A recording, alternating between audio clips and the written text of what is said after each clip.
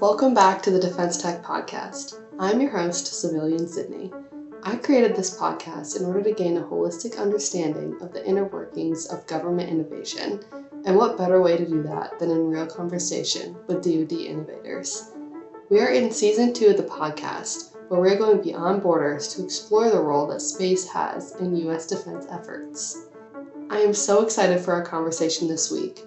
I'm going to be talking with Alonso Segura from Peraton, and we'll dive into some very interesting topics like program management from the government side, identifying technology needs, and tips for getting DoD funding. Alonso Segura is the Director of Strategy at Peraton. He retired from the military in 2021, having served 20 years in the Air Force and an additional 2 years in the Space Force, where he was a career acquisitions officer, heavily involved in the research, development, and rapid fielding of new Air Force and Space Force programs. After retiring, Alonso joined a venture-backed startup, where he ran the government portfolio from the startup side. He joined Peraton about a year ago and runs strategy and growth for their national security space portfolio, utilizing his robust experience in government program management. He is passionate about connecting the space industry with the DoD. Without further ado, enjoy this episode with Alonso Segura. Hi, Alonso. Welcome to the podcast and happy Friday. Thanks so much for joining me today. I've been looking forward to this conversation and happy to get to learn more about your background. Hey, well, thank you for having me. Happy to spend some time with you talking about a topic I'm very passionate about.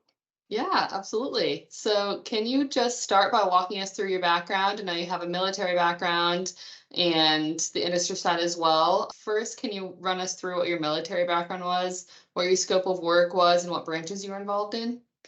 For sure.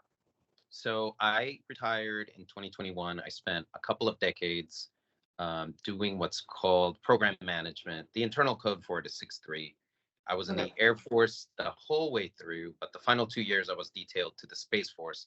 Of course, the Space Force being our newest service, they were still working on the inter-service transfers.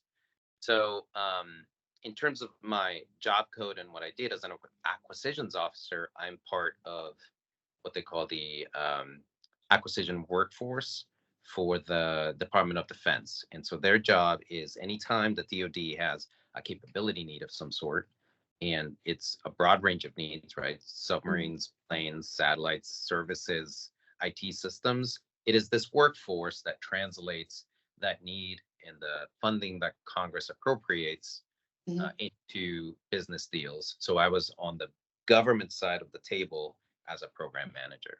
Okay, cool. And now I know you're on the industry side, and I believe you've had experience on the industry side of that exact same thing, right? Can you walk us through, first of all, how you ended up retiring from the military and then joining a venture-backed startup, kind of how that transition happened? Sure. So it's been because of the type of business that I was in as an Air Force officer, which was program management. My day-to-day work just brought me in direct and constant contact with industry.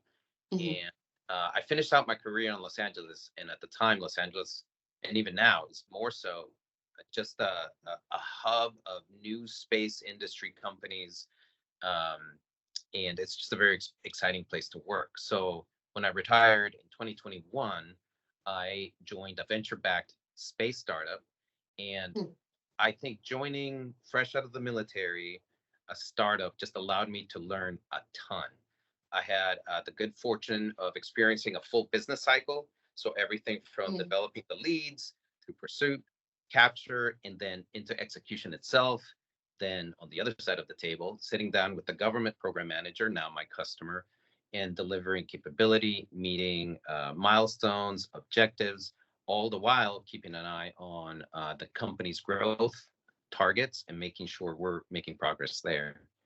I think at a small business, or in my case, the startup, because it's a small team, everybody's wearing a bunch of hats.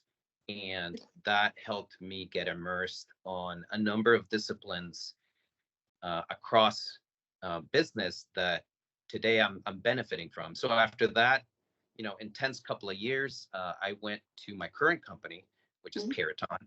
And at Peraton, I lead the strategy and growth efforts relative to the Space Force. since that's what I'm most familiar with. And I'm very lucky in this position because it offers me the opportunity to apply, my decades of service, my technical training, my programmatic and operational perspectives that I gained Mhm. in uniform now toward the success and growth of Peraton in particular. Yeah, absolutely. Going off of that, I know I mentioned earlier you worked in program management on the government side, and then you ended up doing kind of the same thing on the industry side. Can you tell us how that flipped your perspective of things and how being on the other side of it may have helped you when you were on the industry side? So there was some skills that directly translated Yeah. as a, you do 20 years in program management for the government. There's going to be some unique things that just apply. So, for example, resource management. There's only so many people, so much funding, so much schedule margin to get Hmm. to goal. Um, let's take risk management. Risk management, I Hmm. think, translates from one to the other really well. Um, a lot of, for example, how do you wrap your mind around a complex system or system of systems? Well, typically you come up with a work breakdown structure. Very familiar with that type of thing. And then there's sort of the generic pro PM, PMP sort of problem solving, budgeting, conflict resolution, leadership. Leadership in particular, I think is a foundational type of thing you can bring directly across, Hmm. and so many skills directly applied on both sides of the table. However, there's also a whole new rainbow of new skills I've picked up. Um, I I would say performing as an industry PM on a firm fixed price project where the government keeps trying to, let's say, scope creep you a little bit. That is an eye-opening experience. Hmm. There's additional things that are you would think you understand, but it somehow hits different on the industry side. For Yeah. example, having to deal with hiring or firing or being responsible Mm-hmm. for profit and loss, like directly impacting Hmm. how the company does, coping with government security rules. It's a whole different ball game when you're doing it as a .com instead of .gov or a .mil. And I think probably one of the other ones that's been very different is managing relationships with primes or managing relationships with subs or peer-to-peer, industry to industry. That sort of um, relationship management has been very different and eye-opening. Yeah, absolutely. I'm sure that was so interesting, especially with hiring and firing. I didn't think about that. That's probably not really an issue or a thought on the government side, right? Because they have that process in place. Right. Well, so it is, but it just in industry it hits different when you're it just hits Yeah, different. yeah, Yeah. And absolutely. and certainly talent acquisition has been um much different. When you put out an industry, you need to fill a new BD role or a new PM or Hmm. a new solutions architect, and you put those out and you're flooded with resumes and having to sort of parse and read and go through the interview, and keeping in mind how you want your team to grow and who you want to work with. I think those have been really interesting to experience. How do you even go about in the very beginning identifying a technology need on the government side? So this is a very, I'll give you the short version. There's a process for that, of Yeah. course, and there's regulation on how you go about this. But typically, to identify a need, the textbook answer is you go through something called the JSIDS process, which can be, years long and very frustrating in terms of what is it that you really need, warfighter Mhm. or operator. But if you go up just one level, there's also sort of tech push and tech pull. By pull, I mean you have an operator or someone in the field that has identified a gap and they're asking for help. Help me close this gap. Acquisition Okay. Force or Pentagon. And this is the most common approach. And by tech push, on occasion, you have a lab or a power broker, and that can be a person or an organization within the service, or an innovation unit. Think of like DIU or InQtel or those types of shops. and they discover a new technology and they push it for adoption within the water department. So that's kind of Okay. the initial dynamic. Is it a pull or a push? And if it's through the front door, let's say through JSIDS, and it takes a long time, once JSIDS puts out an upload and goes, yeah, barely, this is a real need. Let's go build it, let's go acquire. Then you need to put together the strategy of the Okay. business deal that you're going to make with industry. And again, this can take many, many years. And so frustration has grown over time, and a wide variety of, let's call them workarounds, have come about. For example, there's something called urgent operational needs.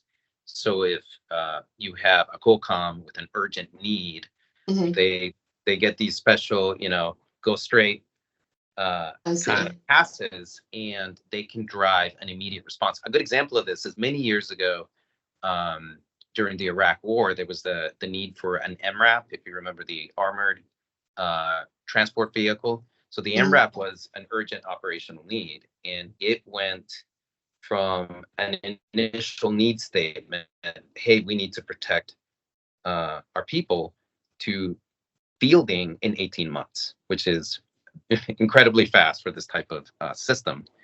Another example of a workaround more recent is under Heidi Chu at RNE. She Mm-hmm. started a program called the Rapid Defense Experimentation Reserve. And this is a fund that accelerates fielding of well-defined prototypes that match a need identified by a COCOM. Oh. And like I said, there's a wide variety of this. You've got, your WorkSys, your SpaceWorks, your SoftWorks, your AFWorks. You've got DIU. I mentioned Incutel. You've got your various accelerators, and all of these are trying Mm-hmm. to either do a tech push or a tech pull, or get that need out for development or production. But by far, one of my favorite ways to identify need is through experiments, or gaming, or tabletop exercises, or real live exercises. So these exercises Mm-hmm. really reveal what is it that you need. And when you identify a warfighter gap, it doesn't always have to be met by buying something new. Sometimes it can be filled just by using the stuff you have already, but in a new way. And so as a warfighter or an operator being in a war game, you can put your tactics and your techniques and your doctrine and your Mm-hmm. policy through the ringer, identify what do I truly need, and after some thought, identify, well, I really do need to buy a new tank, spaceship, plane, submarine, missile, whatever it is, or maybe I just need to be smarter about how I use what I already have. So long answer, which is to say there's many ways to identify a need in something longer than others. Yeah, that's super helpful. I'm curious, you said some technology needs can get the label of, was it urgent operational need? How did they get that label? So it's been a bit since I checked the guidance, but going from memory to be labeled, the need has to come from a combatant command, Okay. UPACOM or PACOM, CENTCOM, and you have to be performing in a named operation, Okay. and you're nominated by that commander back to the Pentagon. Hey, I need this ASAP. Mm-hmm. And then the services in turn have to basically get a very urgently bypass as much as you can to deliver this capability, because it is urgent to that particular COCOM or that operation. That is fascinating. So how is the decision ultimately made on which needs are the most urgent, kind of outside of that urgent operational need, on which ones the government's going to move forward with, like right now? So first of all, each service, so you've got, the Navy and the Army and the Marines and the Space Force, Yeah.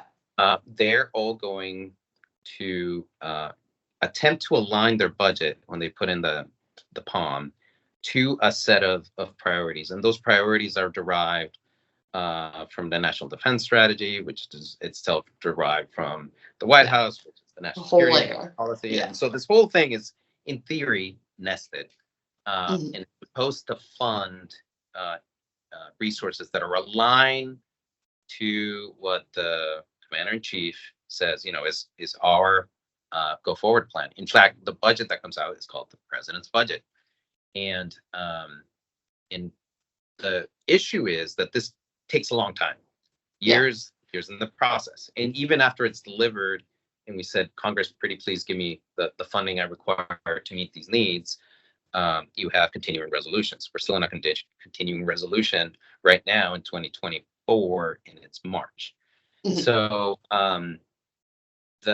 the process is not clean, and it takes time. And so by the time the funding actually shows up, of course, the situation on the ground has changed, but you're locked into these budget lines where you can only, unless you go back to Congress and ask for a do-over, go and fund those specific things that you identified up to 2 years before. And this was actually what makes it so hard for small businesses or non-traditionals and even traditionals to do business, because that sales cycle can take so long. I see. To get moving. There's a limited window where they can break in. Yeah. So switching gears a little bit, you're currently at Peraton. I'm wondering if you could describe kind of what Peraton does as a company and then its place in the larger atmosphere of defense tech. Sure. So Peraton started in 2017, spun out of what was then Harris Corporation. And Peraton took a disaggregated set of businesses and created a foundation for the future of this mass. So the strategy for Peraton is focused on high consequence missions in emergent warfighter domains. So that's space, intel, cyber, defense, homeland security. It's a bunch of stuff. And then since then, Peraton has also acquired Solars, Northrop Grumman Federal IT, Perspecta, all toward building this mission capability integrator and transformative IT enterprise across all of these different areas of technology. Today, I believe, in my role as a Space Force strategy lead, that our role is to partner with SSC and SPOC and STARCOM and help generate combat-ready crews that are equipped with the skills and the systems and the processes to do their mission, which is secure the nation's interest in, from, and to space. So both enabling that thought process and that ability, that mentality, and delivering the kit required to do that mission, I think that's how we fit within, say, the Space Force. But for SPEC in particular, we are a large traditional business with, in our capability, of course, like I said, it's tailored toward U.S. national security space programs. And on SPEC, you've got, I forget the count, 500, 600, 700 members already. And there are some traditional and a lot of non-traditional. And so I think the best teams through SPEC come together when you put a traditional partnered with a non-traditional. And so I think that's a role for us. We do a ton of ground systems. And on the ground systems bit, I love it when people say space is hard, but I'm realizing that the ground is harder. There's a friend of mine, his name is Red Turnbull, and he told me that a Space Force without a ground system is like an Air Force without runways. And it really resonated with me because at Peraton, we're a particularly strong performer in end-to-end ground systems. So I would say to all the non-traditional spec companies that are particularly strong in the space segment and looking for a ground partner, let's chat. Yeah, absolutely. So for the most part on this podcast, I've been talking with small non-traditional companies. Would you be able to share more about the efficiency of contracting at a large, mostly traditional company like Peraton versus a small venture-backed startup? What are the differences there in terms of literal contracting methods? The efficiency and contracting dynamic, now that I've seen it, between a large traditional and a small non-traditional or venture-backed is fascinating to me. So a large defense firm is typically going to have a very efficient government proposal machine. And a traditional company is going to be extremely familiar with the FAR, which is, the Federal Acquisition Regulation based Hmm. acquisitions. They're going to understand how to decompose complex requirements, systems of systems. We understand the government POM process. We understand the funding cycles. We understand source selection guidelines, funding flows, cyber and IT requirements, how to get an ATO quickly and efficiently, and how to operate on cost contracts. Those require you to comply with federal cost accounting standards. So your accounting systems have to be certified. And so the large businesses typically have finely tuned proposal machines and execution machines to be able to propose against those RFPs coming out of the DoD. When you say machines, do you mean like a literal team dedicated with? Yes, that's exactly Okay. it. I mean, so like it's teams of teams with the processes and Yeah. the business system support Right. to ingest RFIs or RFPs or whatever other SAM type things come out or IDIQ type Hmm. come out and be able to return a fully compliant response back to the government. Yeah, absolutely. I wasn't sure if you meant teams or like processes, but it sounds like it's all of the above. They have a system in place for contracting.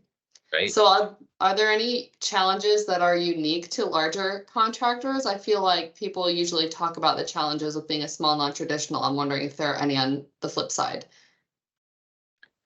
There are, I think, a challenge I've seen is that traditional companies, they may start doing work or have ongoing work, right, with the government. And a lot of this work can be classified.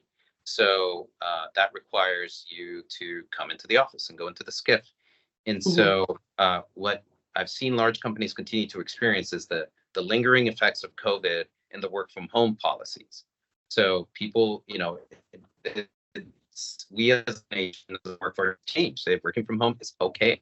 However, a lot of large defense firms have classified work, and this limits and constrains the ability for our staff to work from home. And as much as we try to be flexible and allow on and off Yeah. days, um, but there's certainly plenty of small companies that have classified work and suffer that same sort of burden. But Hmm. talent management and retention is difficult when there's just a lot of very bright, capable folks that can make the same or even more and still retain full flexibility to work remotely. Yeah, So that's a great answer. I didn't think about that, especially with COVID. People are so used to working from home, but you can't be if you are working with confidential material. So I know you're going to have a great answer to this next question. What would you say to startups who are planning to go after government funded projects? mm.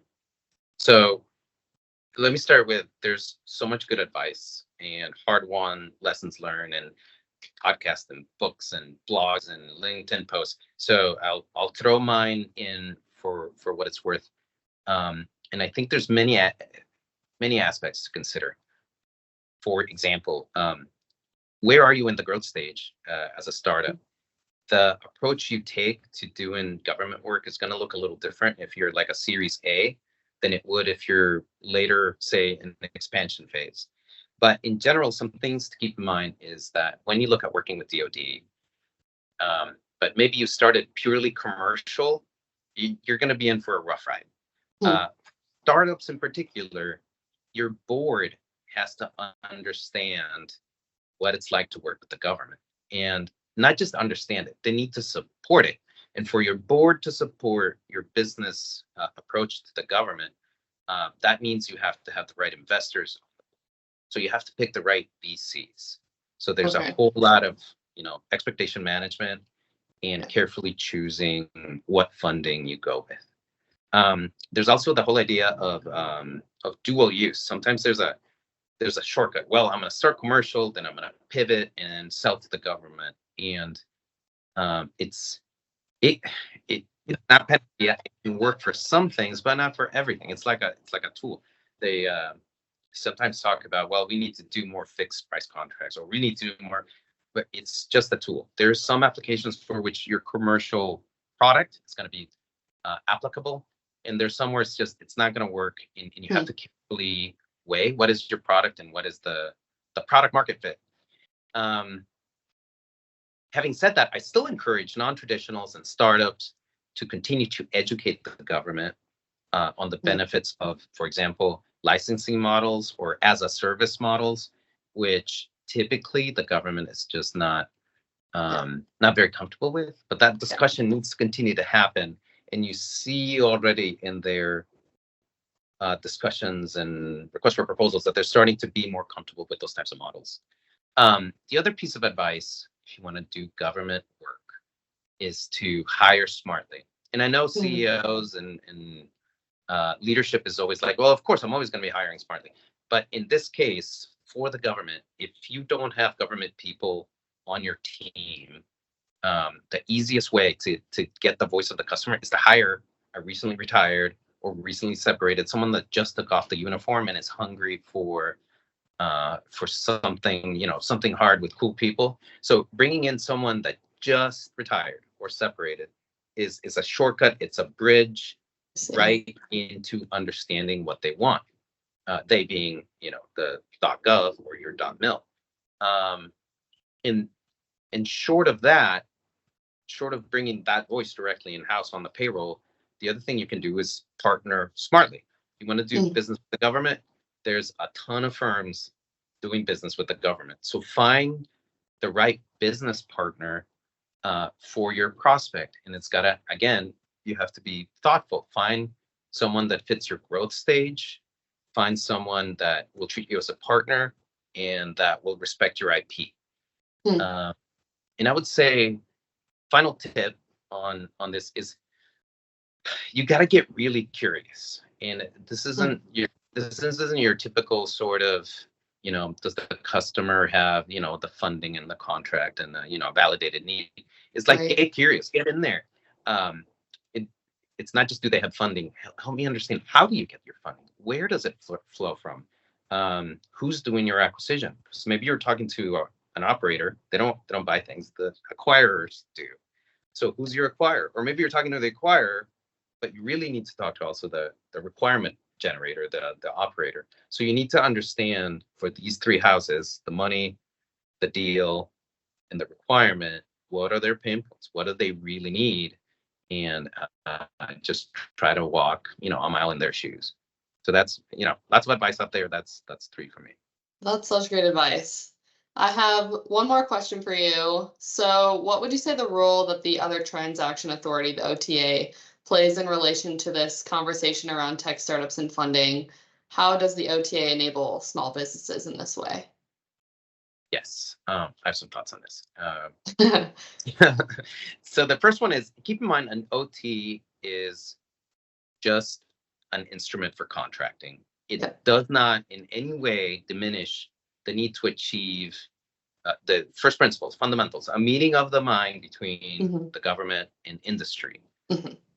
Yes, OTs carry a much lower burden of regulatory baggage. It's a lot of stuff that you don't have to do, but they increase the demand for critical thinking on both parties. You have to very carefully think through what you would usually just rely on the FAR to tell you what to do. I used to say, don't far up my OT, man. Like FAR. Yeah. And it's just so that need to think through and apply critical thinking increases with OTs. However, it does lower the regulatory burden, and that means that you don't have to have a certified cost and accounting system to do a deal with the government, to show them and expose them to new products and solutions. And it forces traditional players to partner with non-traditionals to a significant extent. And so that's another way that we're bringing in new business and new industry. So it's goodness all around, but I'll reiterate, I think strongly that the best teams are a match of a non-traditional and a traditional. In that farther, when OTs, because they're for prototypes, at some point, if you're lucky, you did it right, they move into production. And that's where having a traditional really pays off, because we are certainly well versed in how to navigate scaling and security and all of that. And that's sort of an industry look at OTs. But there's also a government sort of practice that we need to consider. OTs are only as good as the government requirement. And what that means is that, like any other contract, the government, the requirement owner, is going to drive the risk level in terms of innovation. We often associate OTs with innovation and non-traditionals. But that's up to the government and how they build that requirement. In other words, if the program office writes a requirement that's crafted in a way that only a traditional can meet the bar, then just because it's on spec, it doesn't mean you're going to get innovation. Right. You're going to end up with a prototype proposal from the usual players. So I think there's a need for both sides of the table, again, to go back to it, to apply critical thinking. What is it that I really am here to do? Am I really building a prototype, or am I going to go build a production system and, I'm just using an OT to maybe do it faster, even though that may not be the case. Okay, yeah, that's really great. So that's really all the questions I have for you. Is there anything else that you would like to speak on today, or anything you'd like to share? Yes, I'm always on the lookout for top talent. So check out careers.peraton.com and hope you find something in there and come join a passionate team. Thank you so much for having me. Absolutely. It's been awesome. It was my pleasure. I learned so much. I'm going to have to watch this right back after we hang out. But thank you so much for joining. It's been a pleasure, and I hope you have a great rest of your week.